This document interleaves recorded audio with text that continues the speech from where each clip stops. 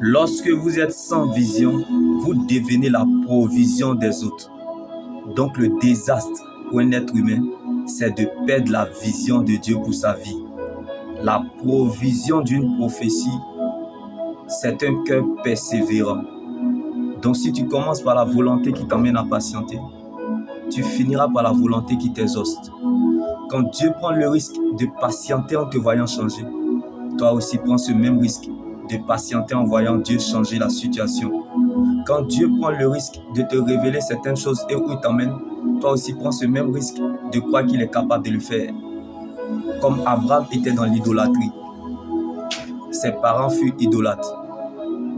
Mais c'est par la foi qu'Abraham est parti sans savoir où il allait et est devenu le père de la foi et d'une multitude de nations. Apprenons donc à marcher avec Dieu dans l'inconnu, car ce que Dieu commence dans le brisement, il achève toujours dans la gloire. Donc ta vie détermine quelque chose, car il n'y a pas de gloire sans brisement. Si vous n'êtes pas brisé sur la terre, c'est que le ciel n'a rien à vous offrir. Quand la terre voudra te faire tomber, c'est là le ciel sera prêt à t'exposer. Quand les gens voudront te déterrer, Dieu te plantera et te fera repousser.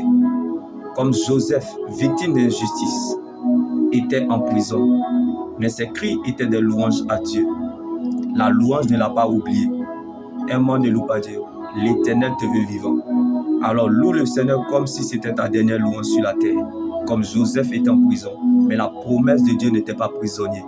On peut te ralentir, t'affaiblir, mais la promesse de Dieu qui est en toi se chargera de te réveiller. Champion, championne, tu es la réponse de Dieu à toute une vie. Le monde est ta question, la parole de Dieu est ta réponse. Si nous n'occupons pas nos esprits ou nos pensées par la parole de Dieu, le diable occupera nos esprits ou nos pensées par sa parole. Si tu fais de la parole de Dieu ton roi comme David, tu deviendras sa reine comme Esther.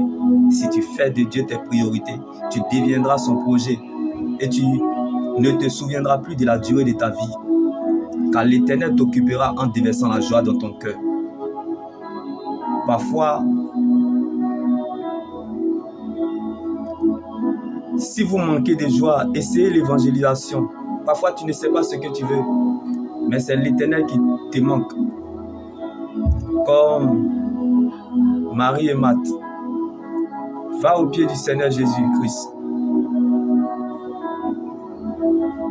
Car la vie avec Jésus est un espoir sans fin.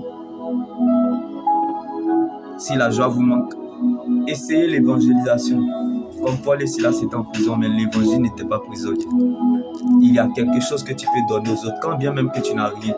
La chose de Dieu qui est en toi, certainement, elle te donnera accès à ta liberté. Un peuple endurant pour un Dieu plein d'endurance.